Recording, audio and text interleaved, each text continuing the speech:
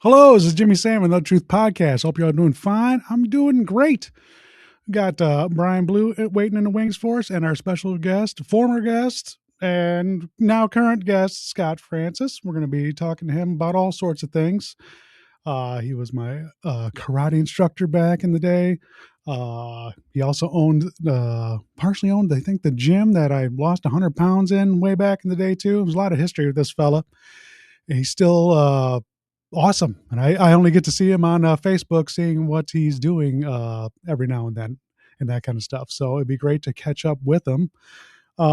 Thank you guys. I hope you all enjoyed the big game last week. It was nice to take actually a couple weeks off of the show and get my so-called shit back together. Been doing this for 6 years, so I like to, it's nice to have a little, just a retreat from it every now and then jump back on, especially with guests. It helps me so much. It's been a long time, y'all, since the old COVID days is when I started this thing. So that's a little quick background history for you. But let's get my co-host on here really quick. Hello. Well, hello there. How you doing, buddy? I am super. How about you? Super excited. We got a guest tonight.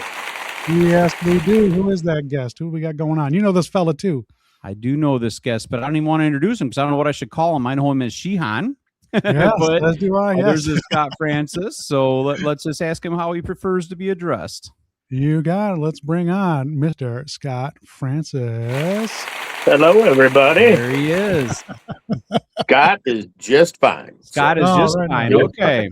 Had to pull myself a little closer. I didn't want my head to be any smaller than yours. Look, this guy's a professional. Shrunken head syndrome. There you go. There you go. We can all use a little humbling. That's why I took the class. I felt like Beetlejuice there. Right. I said we got to address this awesome background he's got going on here. Oh, where yeah. are you at this evening, Scott? So this is my office at my martial arts school, and swords of all various types, challenge coins from brothers, Marine brothers, and now law enforcement brothers. Nice. Knives below that, and then up in the center is a portrait that I had done of my sensei, Tom Harriet. So yeah. Hell yes, Yeah. right on. I should point out a break into this joint, especially when Scott is around, is probably highly ill-advised. How long you been at the current place, Scott? So this is our 30th anniversary. Holy shit. Yeah, January. I think we opened up here like January 8th or something in 1996. And I bought the place in October of 95. And I brought some friends through and I said, what do you think? And they're like, no way.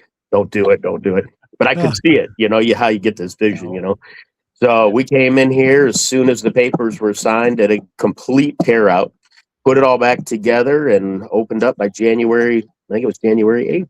Yeah. Wow, that is nuts, man. And yeah, I know I wanted to get you on here again because we talked before. If y'all haven't, he was on a previous podcast of mine way back. How long ago was that now? That's been a minute too.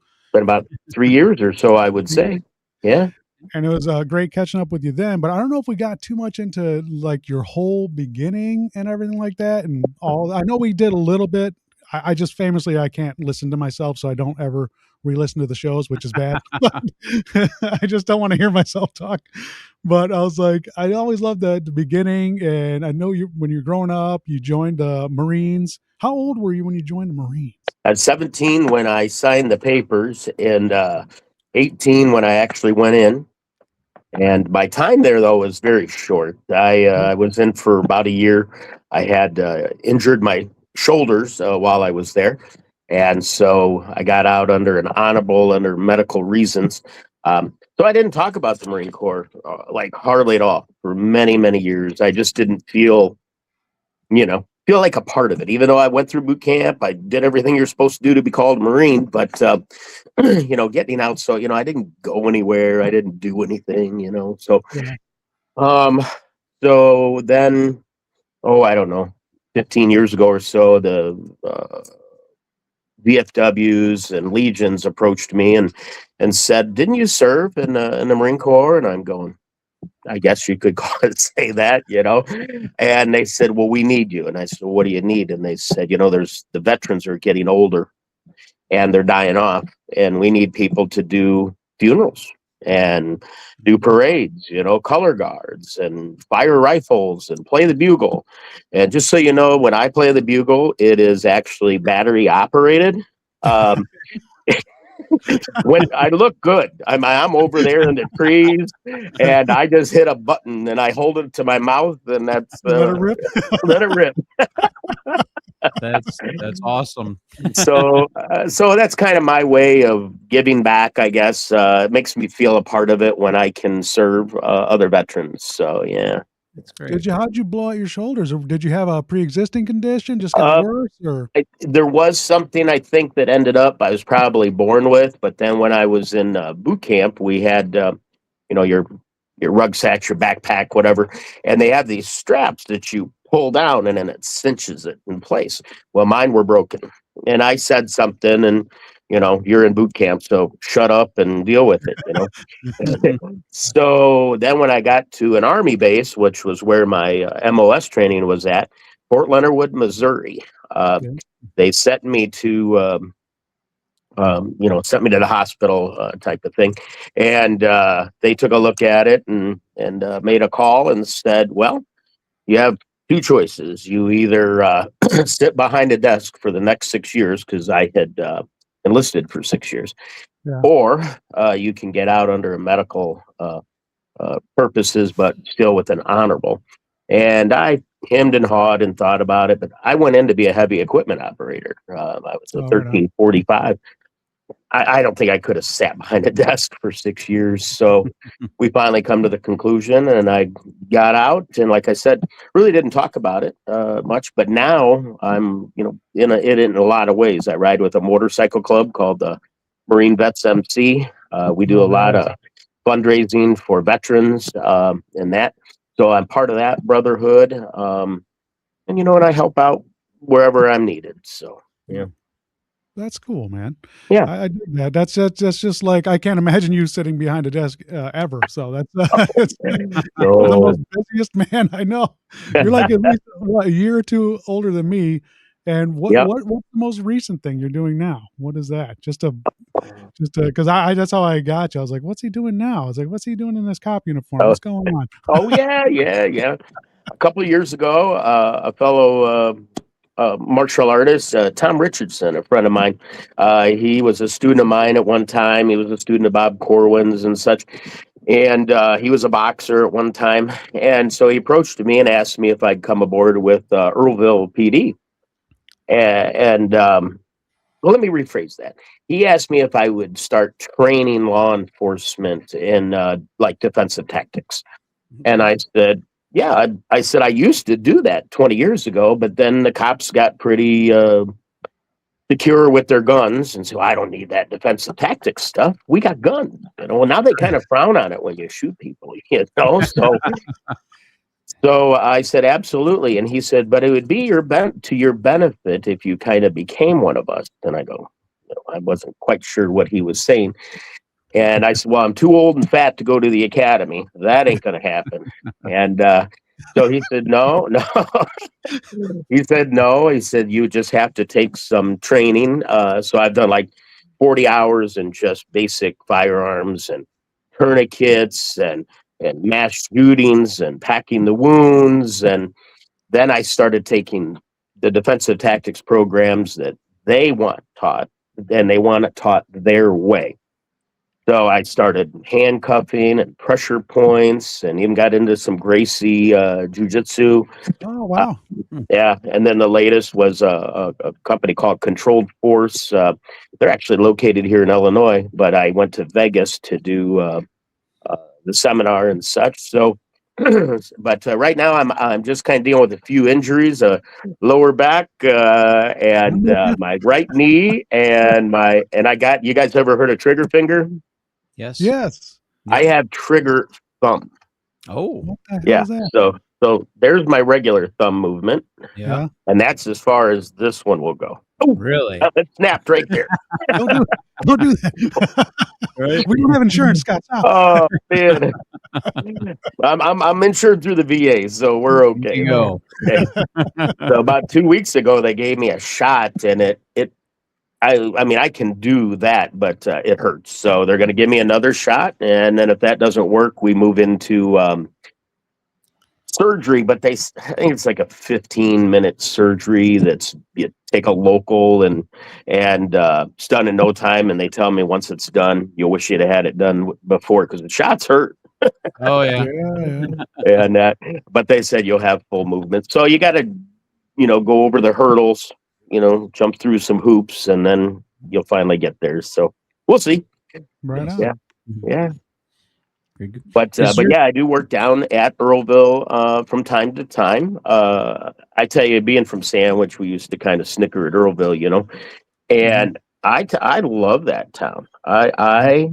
Them people are so nice to me. And I enjoy it because I get out there and then I'll see some kids playing basketball and I get out and try to shoot hoops with them, but I can tell why I'm not a basketball player. Them kids are good. And, but, I enjoy the small communities, Sandwich and beyond. So, yeah, that's cool. For sure. I go over there for the car show. I've seen you there before. Yes, It's quite a turnout, and everybody there's very kind. You know what I mean? Yeah. It's just very laid back. There's no trouble. Everybody's just having a nice time, and Yep. I kind of get that feel for the town too. So yeah, and then they do cookout with the cops, and then they have a big Christmas thing and all that. So for the kids, everything's like based around the kids. So they're very community oriented. For being such a little town, they're awesome. Yeah. nice. That's cool. Got a great chief over there. The chief that was previously there, Darren Crass, was my cousin, and then he passed away young. He had, I think, a heart attack or something, and so then they brought in a guy that retired from another department and then came down here. So he's awesome. You need anything? They're just everybody's so good there. Anything that I caught, like just doing this, I think the coolest thing about when getting older and stuff like that, and then starting something new like this, does that like recharge you? Because that's what I've noticed is like, I feel like, oh, I'm learning something new. And I feel like, like I got something to do again. I like that. Yeah. No, I totally agree. Okay. I love the different trainings that I have done, the people I have met. I'm a people person. My wife, she just shakes her head at me, but I'll be gassing up the car. I don't know the person on the other side, and I do now, and I just start talking, and, we go on trips, and, I meet people all over the place. But yeah, I've enjoyed the experience, learning some new things. A lot of things in the martial arts, if you've been around long enough, like I have, I'm 58. I've been in it for 48 years, started around 10. That was just kind of in the neighborhood type of thing. And then been in this system for, many, many years. And you kind of get to know the martial arts and the way the mechanics of the body works and how to put people in positions or defend yourself. So once you've been around long enough, you kind of seen it all, but that doesn't mean you know it all, Right. Sure. So I've really enjoyed that. Oh, it's incredible. When I got to, I started first, I think it was still Ishin Shurin Sharu. That was the one in Plano too, right? Yep. Way back in the day. That's where I started too. Was that with Tom?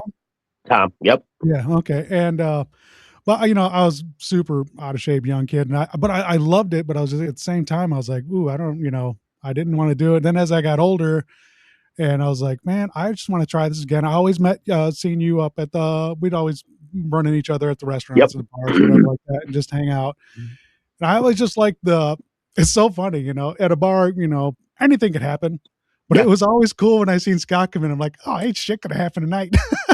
And if it does, it's going to be taken care of. I'm not that guy, but I just I like the calmness you always brought to a place. Yeah. You always come in smiling. I don't know if you had somebody hanging off your fist or not like that, but it would never matter. It was just like, he's just, he's just here and handle it because you were just, that control and confidence is just so cool.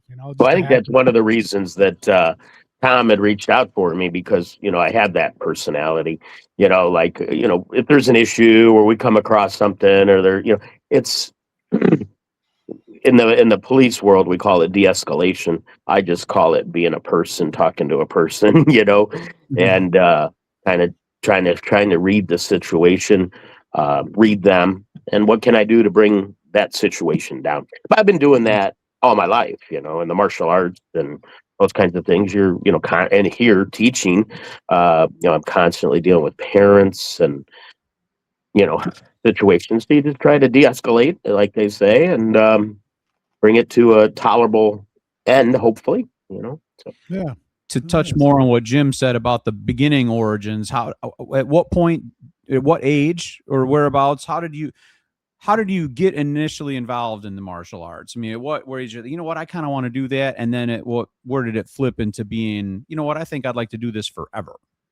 Yeah, there was this guy, I grew up behind the old J&L gas station. And, oh, wow. Yeah. I remember when there was that shooting at the mansion, and I was just a little kid. And I go to run across the tracks to see what all the fire trucks and police cars are, and I had this cop throw me to the ground. I still have the scars on my knees today from falling in the gravel, and I'm like, what I do? And he's like, there's a shooting going on, and I'm like, oh, he says, get home, so I got home.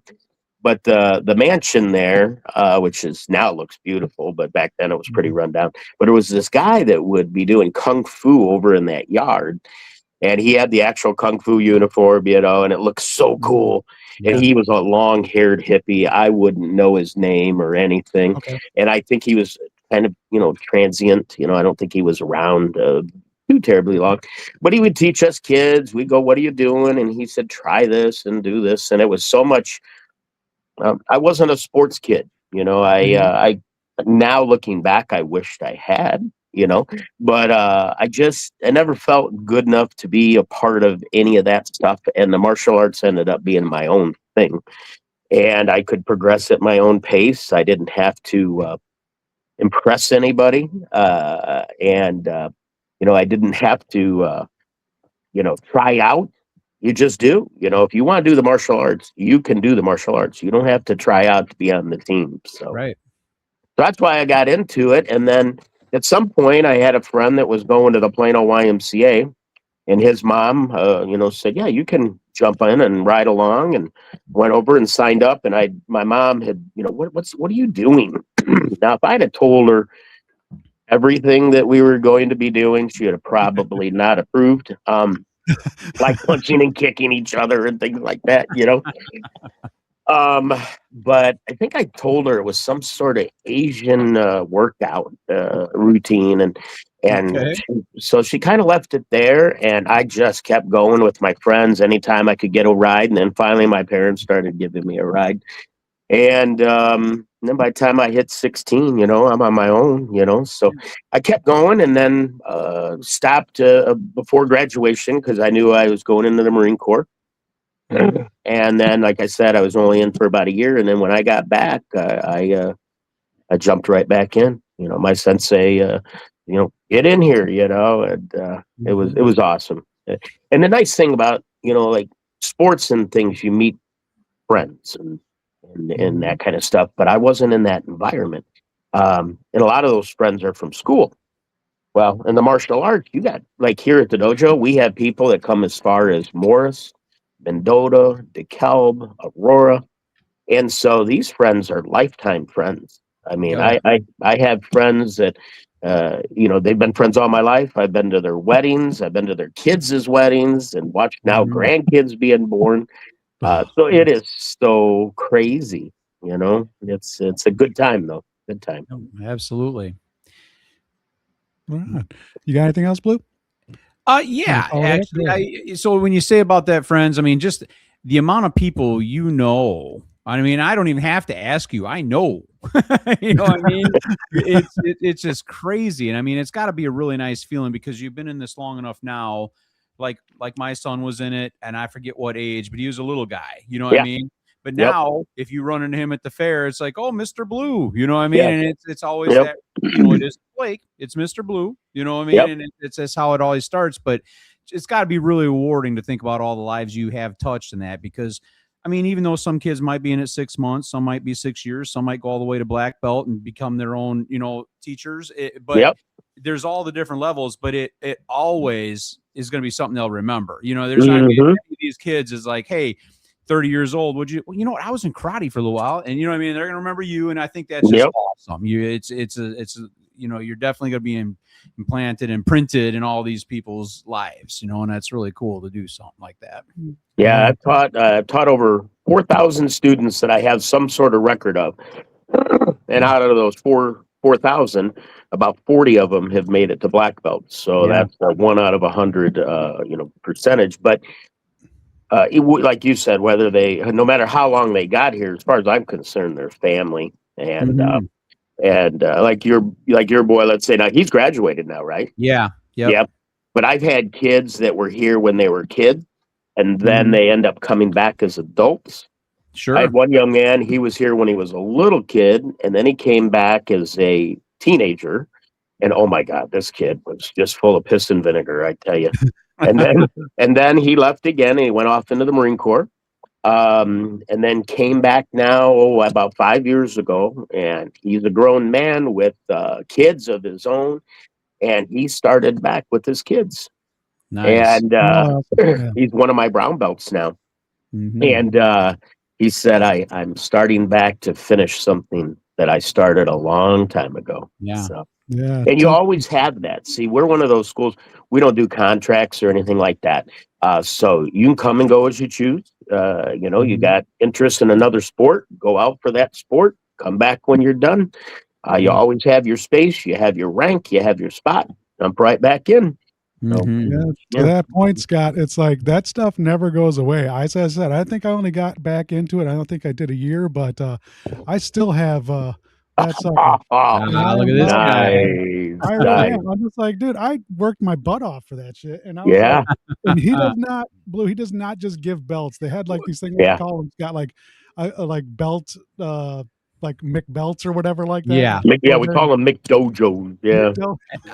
I'm so glad you brought that up, Jim, because I want to bring that up too. Because let's just think about what he just said there: 4,000 students and 40 black belts. Was it? Yeah. It's a very, very, very small ratio, and it is for a reason. They're not handed out there. You know what I mean? It isn't. You're not buying it. You're not going to schmooze it. You're going to earn it. You know, right? So black belt at that dojo really means something. And it's like, you know, I mean, I've since you pointed that out to us when we were there, I remember, you know, meeting other people from other areas. Yeah, I'm a black belt. I'm like, no, I don't really believe that you are. Yeah. I mean, you may be. Yeah. Well, for me, you know, when I meet, you know, a kid or whoever, you know, he might be 10-year-old kid and he's a black belt. And I, you know, it used to bother me. And now I go, you know, it's not his fault. I go, you know, his mom and dad signed him up for a McDojo. Yeah. If that, you know, and that's what they do. And as long as he met their requirements, he did what he was supposed to do to become that black belt. Yeah. So, you know, it's more of the school that I look at than I do that person, you know. Of course, absolutely. Yeah, it is. It's pretty cool. And like I said, you know, we're like a family here. I remember your son like it was yesterday. And what do you get up to? Purple or green? Green. Okay. Yep. I want to say he was like maybe the second youngest to get to green belt. Yeah, I think so. He put in work too. I mean, listen, he could some 18-year-old's ass, but he had it. You know, he worked it, and I mean, and he was very talented. That kid, man. You gave him some information, he put it right to work. Yeah. You know, so he worked hard. Yeah, just so you know, Jim, we didn't enroll him to become a bully or it was a little bit of self-defense, but it was a little more of discipline and, you know, kind of respect. And that's a lot that's taught there. It isn't, you know, you're not just, you know, just for the other people that are listening that may not know what this dojo is all about.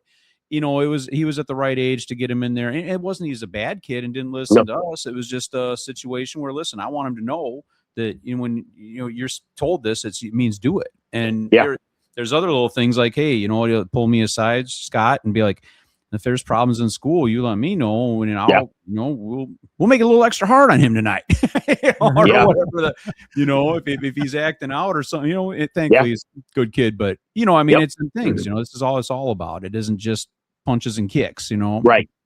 Yeah, that's for sure. You know, and you know right before anybody ever gets promoted, first thing I do is, okay, he's met my criteria. He knows this, he's done this and this.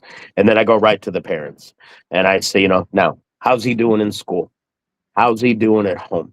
Because see, I always say the parents have the opportunity to make them or break them. Sure. If they say, absolutely not. My kid is awesome for you, but he's a little shit at home. Right. And I'm like, okay, he ain't going up this month, and then we'll go next month. We'll try again.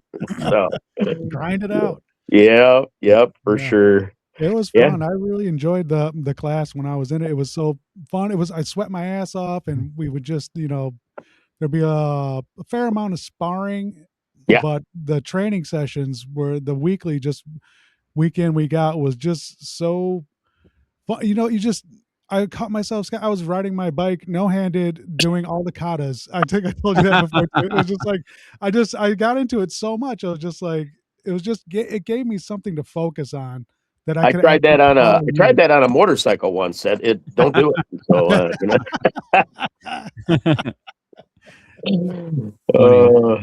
real quick, Jim, I don't want to sidetrack you. We got a couple comments over here. Ahead, we should I would, Jeffrey and Laura. Hi guys. Thanks for jumping in. Laura. One thing, Jeffrey had a question there. It says, dude, can you give any advice to someone that wants to get, and I don't want to shift off of karate all the way back to the police stuff because I want to come back to the karate, but sure. Dude, can you give me any advice to someone that wants to get into a local police force? I'm having trouble finding it in myself to pass the fitness test to get involved with it. There's openings in my local area and I want to join, but the sit and reach is really getting hard for me or getting me. Either way, never thought that would be my problem with it. I can pass the sit-ups, can't pass the run. Anyway, you know what I mean? What's the recommendation? How do you get started in something like, I know the younger folks, we can jump into IVIC with the police. Right. Deal there, law enforcement. But an adult that's like, you know what? Hey, is it strictly know somebody or what do you recommend? No, you can sometimes, it definitely helps to know somebody, but unfortunately it's just going to be a commitment to try to meet that goal. Some people use personal trainers. Some people go to the gym with a friend. In the martial arts, we use, we're just constantly training and stretching. I have guys that come in here that during the day when I'm here working on other stuff, and they'll go out there and beat those bags. They'll go out. I have a treadmill. I have an elliptical. I even have, you guys seen those new vibrating machines? You can either stand on them or plank on them. Yeah. And they're wonderful. They're wonderful. Yes. And it's just a commitment of going, hey, this is what they're requiring. And what they're requiring isn't anything out of line. It's not like a Marine Corps boot camp, but it's just something, if you want to get in that line of work, just like anything, like I said earlier, you're going to have to jump some hurdles and jump through some hoops, So. Right. And I don't know where those people are located, but if there's anything I can do to help, just let me know. Yeah. Now, on my side of things, to give him another choice is I'm not a sworn officer, so I'm what's called an auxiliary officer.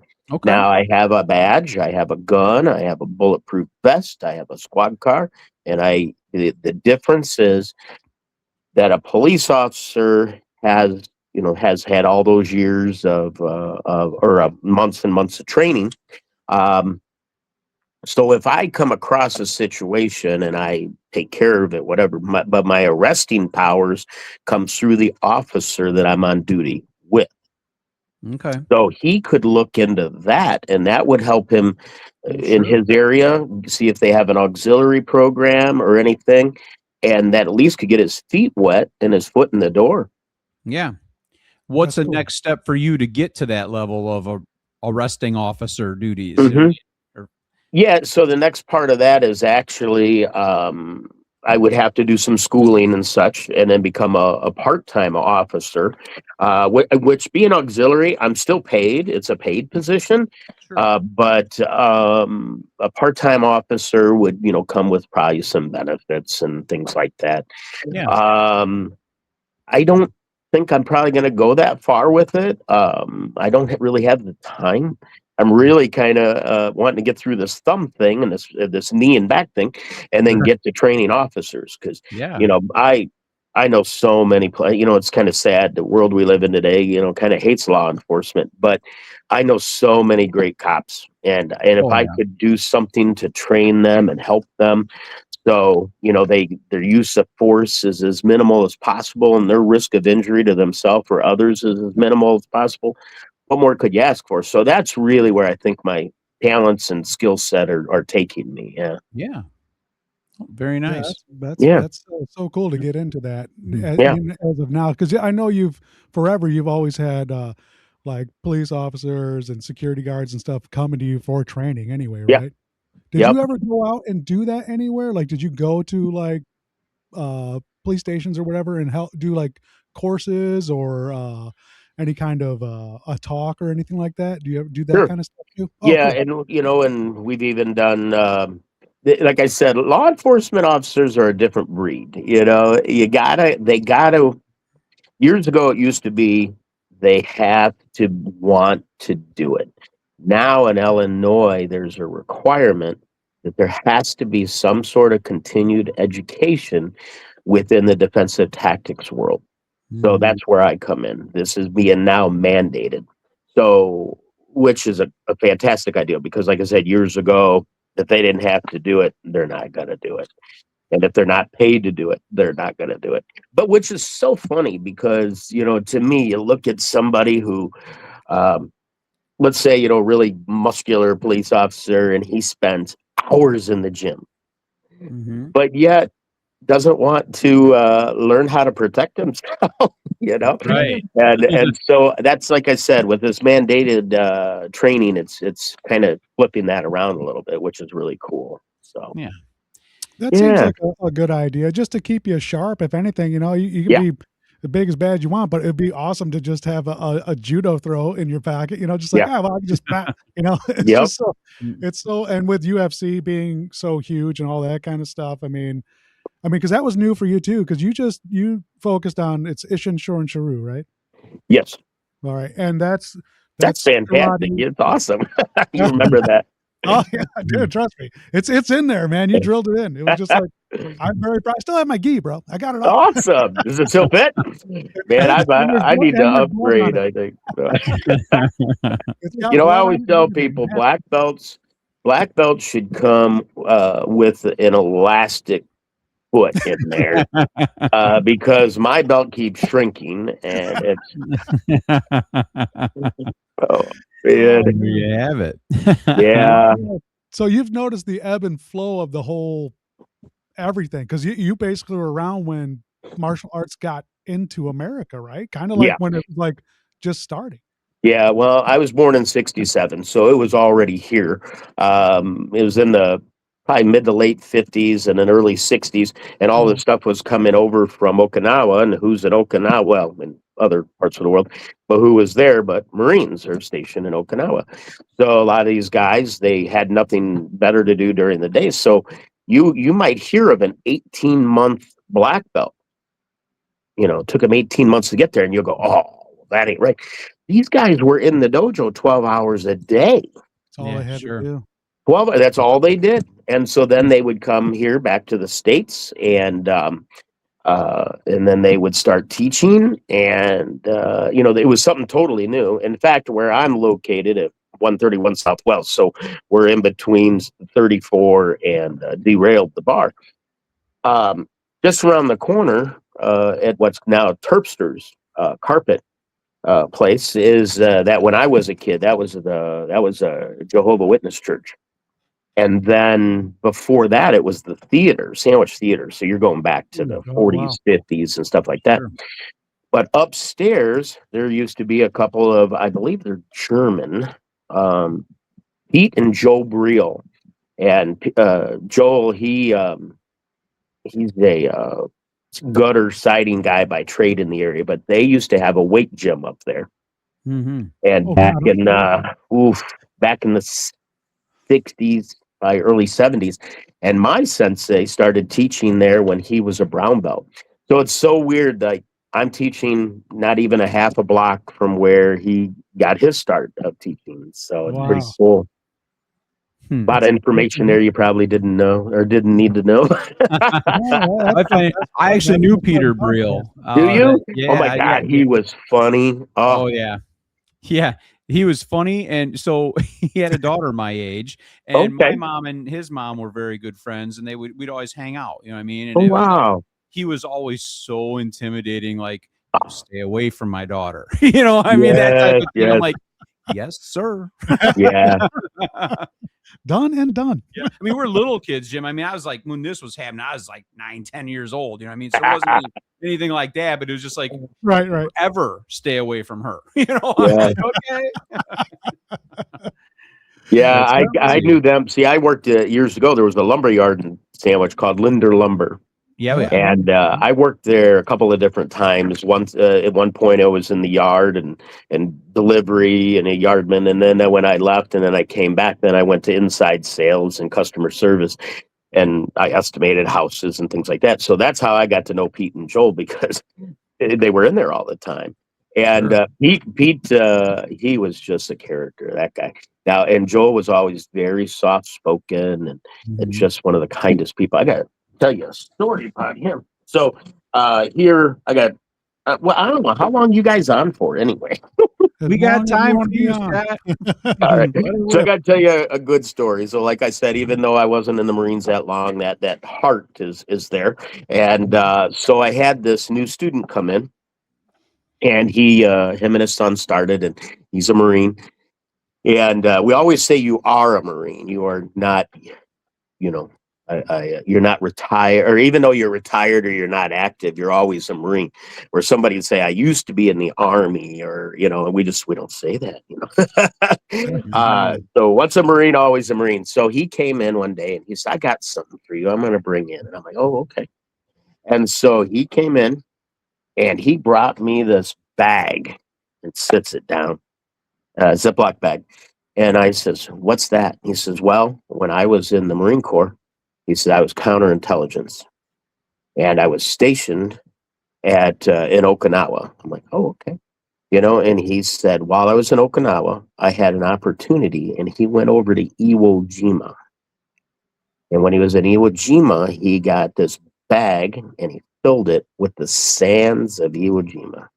Oh, wow. So he gave it to me, and then I put them in these little bitty bottles.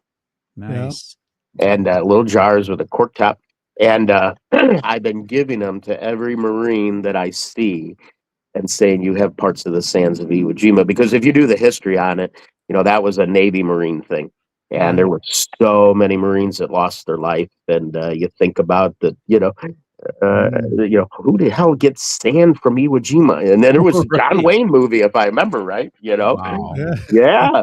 So I went out and gave Joe one of those, and then I gave him a challenge coin. I think he's like 90 years old now, and he's just as nice a person as he always was. Pete's been gone a long time. Yeah. Wow. You said the last name was Briel? Yeah. Is that anything to do with Natalie Briel? Yeah, Natalia. Oh, okay, cool. We went to school with her, right? Yep. All right, cool. For sure. I always try to. It all comes back to me very slowly with this podcast, guy. My memory is terrible, but these things always bring it back. Well, it gets better with the podcast, right? Because now you know. Scott, I wanted to ask you: do you notice, since you've been doing this so long, for starters, I guess, what would you say the average age? I mean, I can't even say it. I know the answer to this because there was such a broad spread of children in the program when we were there but I mean, do you notice with the years, what's the main change you see in them? As far as, I mean, kids act different these days than when we were young. We'd go out and we'd always be out. Now there's different stuff, but do you notice anything in behavior that, it wasn't like this back in the 80s or anything like that? Not even a bash. It's just different. Mm-hmm. No, 100%. Yep. Yeah. I know I teach different, and how I know that is I have black belts of mine who were there with me in the beginning. So, the first black belt I probably ever promoted was probably in 1996, maybe. And they'll come in and they'll go, man, you've gotten soft. you've gotten soft. You know? Right. And I try to tell them, I said, the Marine Corps drill instructor part just doesn't work anymore. This era of students, they're not equipped to handle that. No. So to get out there and just yell and scream on them and stuff like that, not that we did that a lot, but we didn't tolerate anything either, Sure. And now, like I said, with the law enforcement and de-escalation, I've worked into the schools with kids of all ages.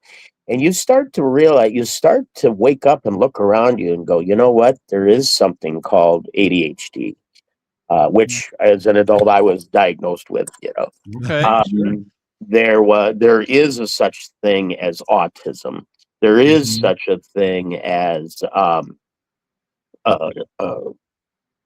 with the autistic world, it's such a large spectrum. So where are they at on that? Sure. This kid has a disciplined defiance, and there's all these syndromes and stuff. I'm much more mindful of that than I ever was, because you can't. I never treated all students exactly the same anyway, but there's been some eye-opening experiences with that. Yeah. So I guess yes, there is there has been a lot of change, at least for me. And I love people. I love kids and all that, and so. And we have adults here, and I call them my kids. Like Sure. Jimmy Sam, there, he was one of my kids. And and you love your family, and you want the best for them. But man, sometimes, most of the time, I call it right. But every once in a while, I'll totally blow it. Well, I missed that one. So. Yeah. A better question probably would have been, what do you see in the parents switch? Because that's one thing. Like, listen, I took my kid there with the intention, like, I would protect my child, but at the same time, I'm putting him in your hands. And if you think he needs a good smack, give him a good smack. Right. These days, I feel like it's more like, why'd you touch my kid like that? Why, what I mean? Right. I imagine that's a big swing from 80s until now. You know what I mean? Yeah. Like, it's just, oh no, you pushed him down too hard. Listen, yeah, we're not here knitting, we're here fighting. Yeah. But well, one of the things that we've gotten into, and I'm going to call this also on the law enforcement side, and I'm going to call it on the dojo side, is that everywhere you go, there's a camera. Yeah. Is somebody video recording you? Now, I have to eat that, because when I'm on deck and I'm sparring a kid and I kicked him in the belly too hard. That's my favorite target. If I can hit the belly, I aim for the belt, the knot of the belt. That's my target. And little Johnny, little Johnny, it was too hard, and you feel bad. I don't want to make any kid cry, but now there's a video out there of you kicked my kid and made Johnny cry. And the same thing in the law enforcement. You got cameras everywhere you go, and so I tell people, this is going to be kind of a spiritual thing. So, if you wouldn't do it and wouldn't want it seen on camera, try not to do it. But the spiritual part is, I've always looked at it and said, the cameras have almost taken the place of God. We used to go, I wouldn't want to do that because I wouldn't want God to see that.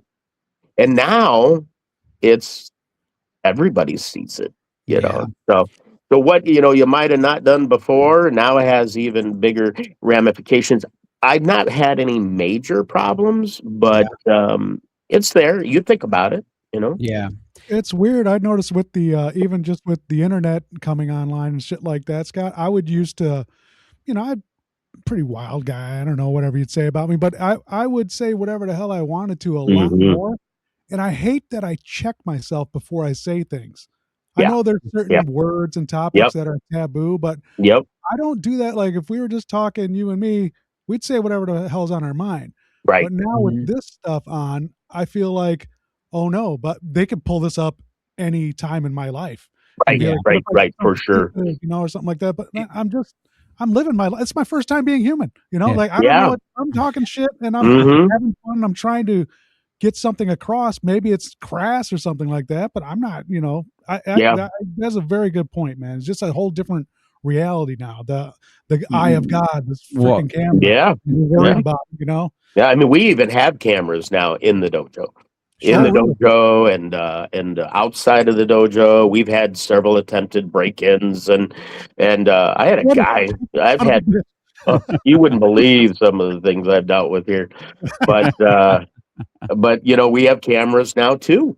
You know, for our protection, of course. You know, most important, Jim, about what you said about the video. More taking it out of context is the very worst. Exactly. You know what I mean? Like Travis says down here. You got a Travis King comment here, Scott. Hey, Travis, how are you, buddy? But you know, just think, kicking kid. You know, I mean, what if somebody put together a compilation of Scott kicking kids, 5 of them in the stomach? Well, they put that in with no other stuff around it, and it, you know, or Jim, you saying some nasty shit, but not what was ahead of it and behind it. Listen to what Jim says. You want to listen to his podcast? It's just terrible. I hate that. And then AI is making it even so much worse in my mind, but we won't even go down that track. Yeah. It's a whole nother podcast. It's a whole nother 3 episodes right there. Yeah, it's crazy. And you know, and I've never I've tried to always be, you know, a good person and do right. But I tell you, the Facebook world and stuff is you know, I used to have another Facebook account, and I'd get all, you know, I got something to say, and by golly, you're going to hear about it, and then there would be these huge battles, you know, these big battles within the comments. That's what I said about shutting the comments off. Is that we don't really? Everybody seems to think that they have the right to tell you how to think. Now, see, I always kind of looked at it as my page, my opinion, and move on. And if I see somebody post something that I disagree with, I don't say a word. I could give 2 shits less. They have the freedom to say that. But to go on somebody's page and battle them out, I don't understand that. I just don't get it. So I created this page. You know, it's got Dojo Dynamics Francis. I don't get into politics and anything. And, you know, I try to keep it clean and simple, you know. And, isn't that weird how that you had to do that just for your own sanity? Oh yeah, no, you know? Story, 100%. Ideally, I know you. I've known you for a long time. You always say what's on your mind, and it's weird to be like, no, I can't do this with this. Obviously, it's part of your business. As with Another Truth with me, it's just like I can say so much, but I've tried to just wiggle around the politics thing. I don't like shit going on right now. I hate, you know, I have 100 opinions that would just get me tossed. I've gotten rid of my last page, but it's just it's not worth it. But it's like that not worth it makes me think like I'm being controlled a little bit, you know? Yeah. I don't like that part. We need to make a new Facebook. Real opinions. We'll call it MySpace. There you go. It's gonna go great. Yeah, that should work out wonderful. Yeah. I wonder if my page is still up. I had some awesome backgrounds. I had wallpaper. I had some awesome music, and now, man. Yeah, maybe we didn't know how good we had it. I know. I know it. I don't know if I'm getting old or crotchety or what, but I mean, not even pick out a specific topic, but when things are hot and I get on Facebook, I'm like, nope, I can't today. I'm just not even gonna, because I just get in. I'm reading the comments, and I'm making judgments of the people that are commenting. You know, I went to school with this person. I thought they were cool, and now I'm listening. I'm like, man, that's a really fucked up view on that. And then I read the comments like, oh, I never thought they thought like that. I'm just like, stop. I just got to walk away.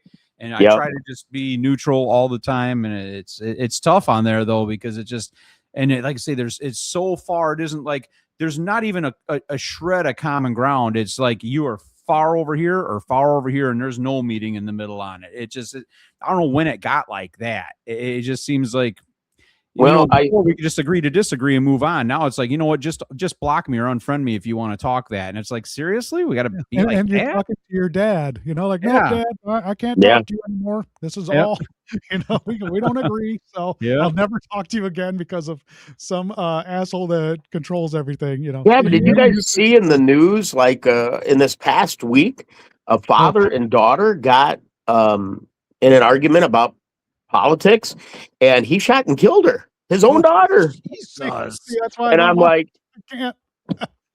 Where did that come from? But I look at it, and everybody, the psychology of it. I've studied some psychology. The psychology of it is that we all have our first experience in something, and then every time you do that from now on, a lot of times our brain goes back to that first time.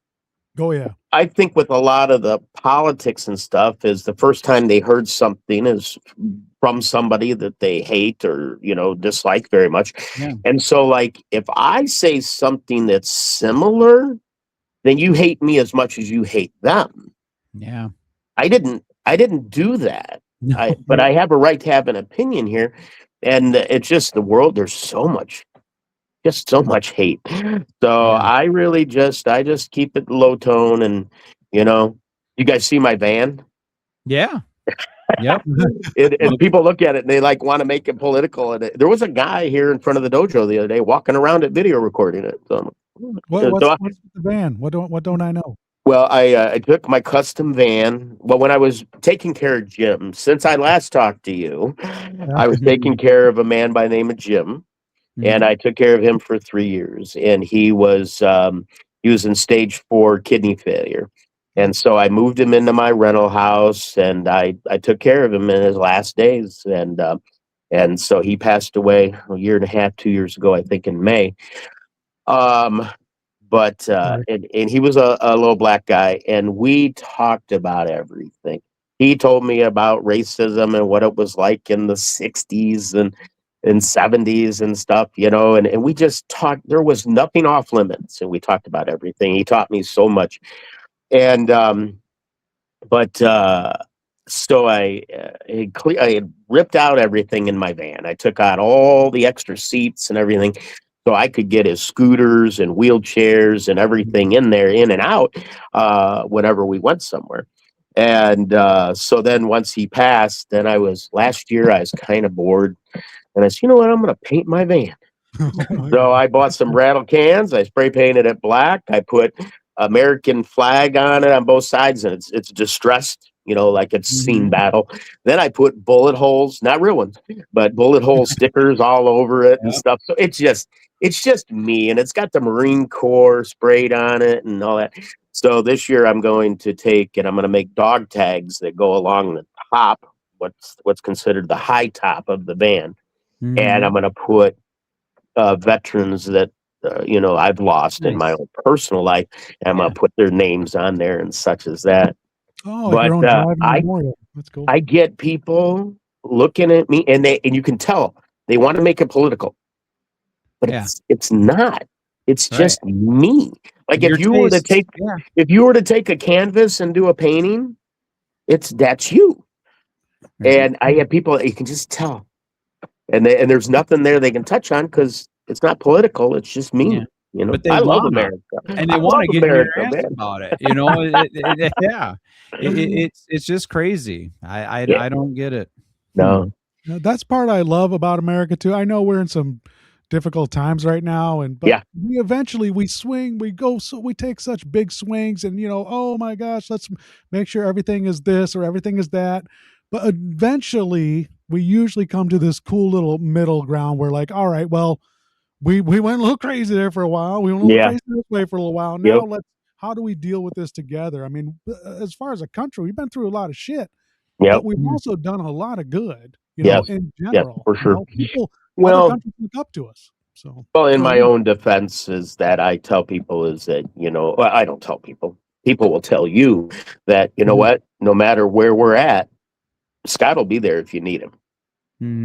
And I don't care. I don't care what side of the fence you're on. You need me, I'm there. What do you need? I have housed homeless. I have brought people in from the winter when they had nowhere to stay. If anything, just for a night, people sleeping out in the dojo on some mats, and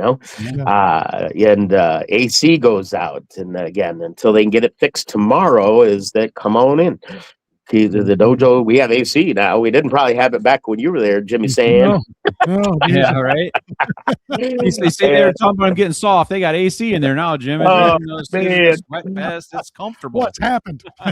But when we talked last time, I was telling you about the birthday parades and how I pulled this little tiki bar around, and I did 100 birthday parades and all this kind of stuff. And I want to try. I'm trying to do my part to make this world a better place. And my way is not for everybody, but I sure as hell don't mean any harm on anybody. And that's where it's aggravating in these days, because people will just what's the word that they use when they just totally cut you off and dump you out of their system? And what's that word? Ghosting them. Ghost? No, ghost. I think ghosting's kind Yeah, but of. that'd be just Yeah. I see what you say. Yeah. Yeah, for sure. I can't remember the word, but anyway, is man, you find out how important you were to somebody when they no longer want you in their lives. Yeah. Oh, But yeah. there's- You watch those friends drop off your Facebook page. Yeah. Like, oh, okay. Well, I guess. Yeah, I went to guess send that I'm- guy a happy birthday, and we're no longer friends. Yeah. I didn't know that. Oh man! But you know what? Facebook and all these social medias are a joke anyway, because real friendship is in person. I believe, and you know who your friends are. Yeah, no, absolutely. I can Yeah. tell you, I don't have 800 or 900 of them like my Facebook thing says. That's for sure. Exactly. So, Yeah. Yeah. Yep. 100%. Facebook friend is not necessarily a real friend.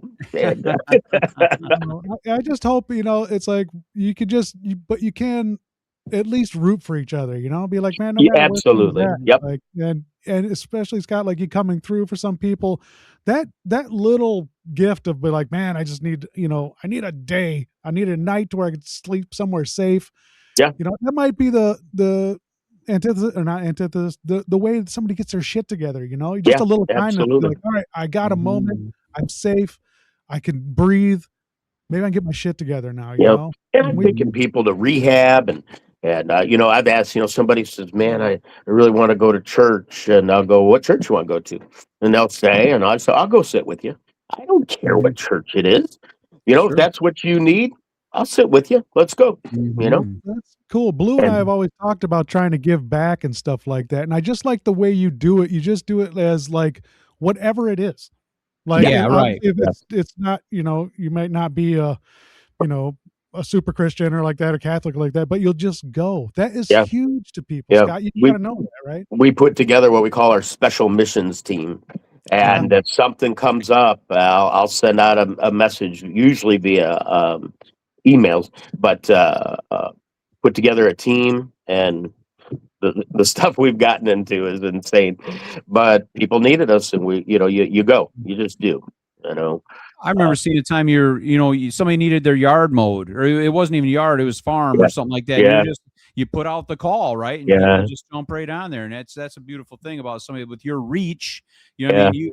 I That's could put huge. it out, and I'm going to have 3 motivated people. You have Yep. a lot of people, you know what I mean? And a lot Well, of people that appreciate what you've done, so they're looking to pay it back. Yeah. Well, and there's these people get all upset about these people that post on Facebook when they do something for somebody, like the guy that comes by and gives that guy $100, or there's this a comedian. He's a black guy with Reds. I can't think of his name, but he'll go into a grocery store and just kind of, hey, I want to pay your bill, and puts his credit card in there. If I had the money, I would. That's totally my game, man. I would be so happy to do that for people.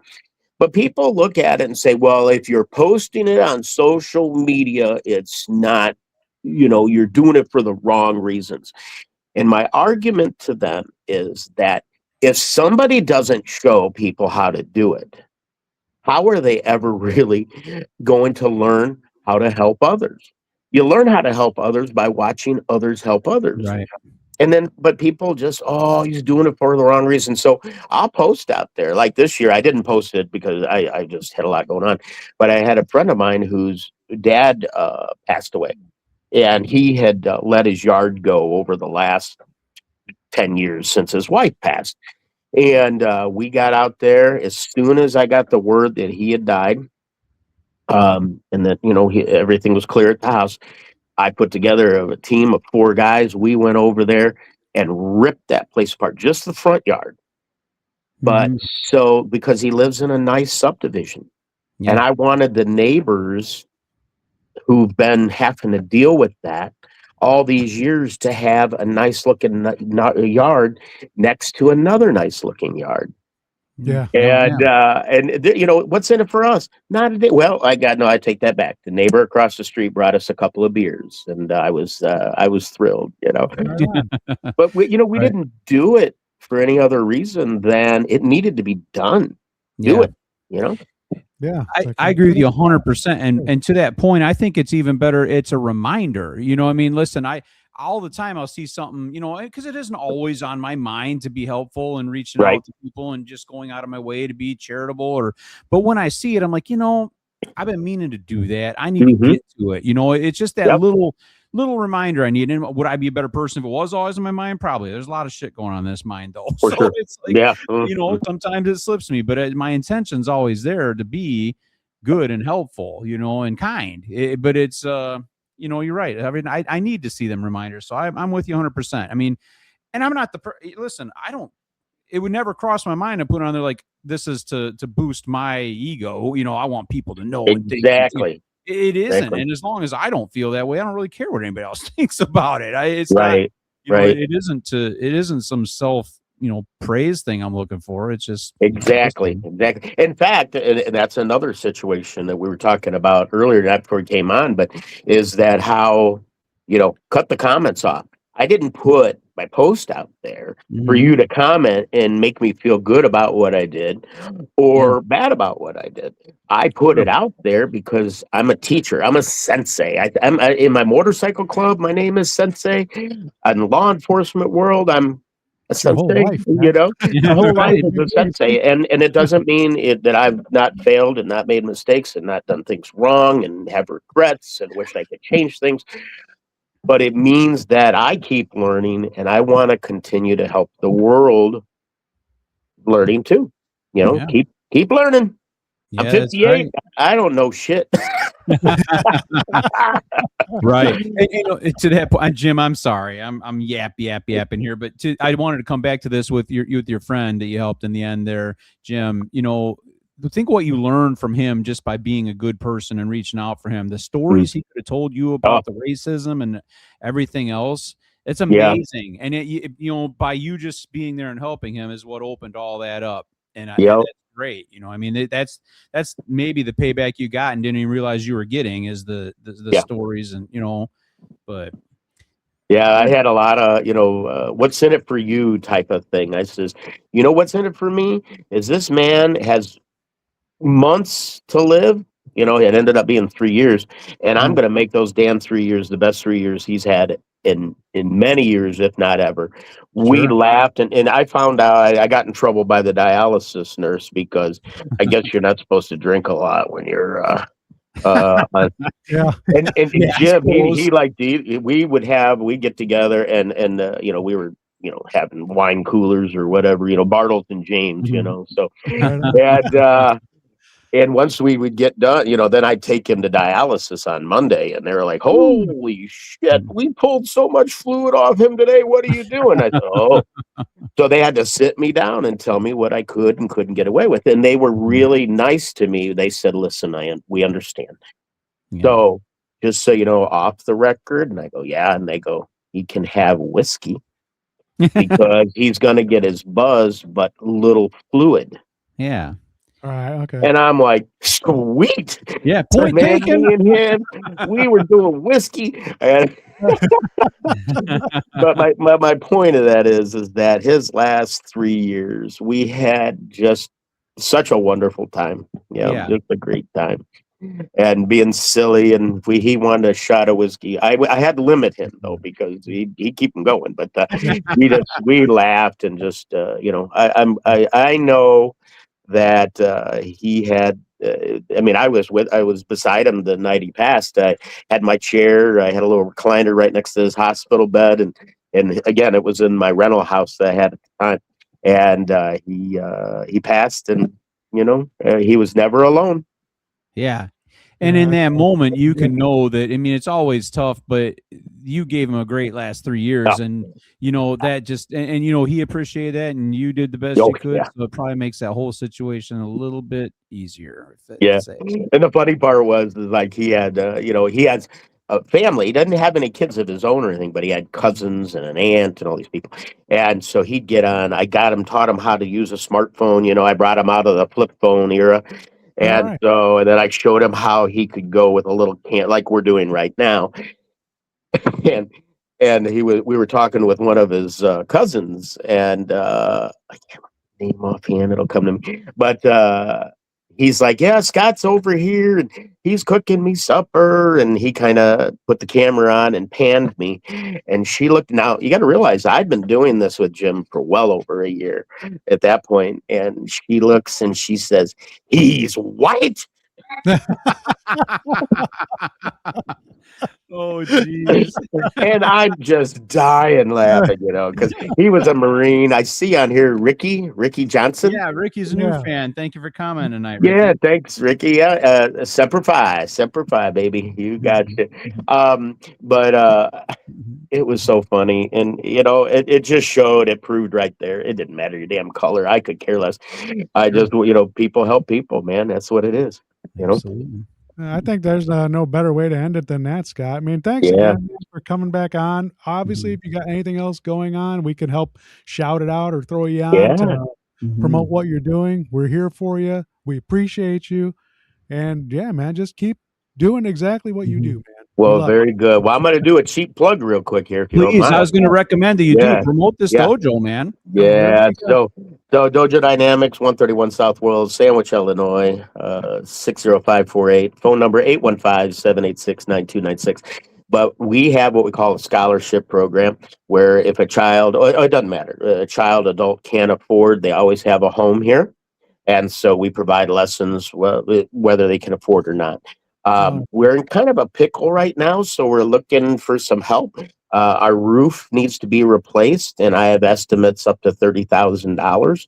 And so we're going to be doing some fundraising. In fact, I think the first one we're going to do, we're going to be collecting scrap metal, and so we're going to recycle. And so we're going to go through and pick up washers and dryers and anything that anybody has. But throughout the year, we're going to be doing fundraisers of many different types to try to raise that 30,000. So Scott, we appreciate any support. Yeah, if we can help in any way, we've been talking, him and Han, about doing a live show, actually getting out to Sandwich and putting on a live show. If we could, maybe we could figure out a way to incorporate a ticket to do the live show, and it goes to what you're doing, then I think maybe we could figure that out. Yep. I appreciate it, guys. You guys are awesome. Great seeing you. I love what you're doing. And, Thank you. Keep it going, man. Appreciate it. Thank you very much, Scott. Thank you. All right, have a good night, brother. You too. Hang with us real quick, Scott, when we click off here. All right. Well, all right. Yeah, everybody. I'm Jimmy Sam. We got Brian Blue and Scott Francis. And it's Another Truth. We'll see you guys again next week, and we'll talk some more shit and stuff. All right. Thank you, everybody. Have a great night. Bye, everybody. Bye.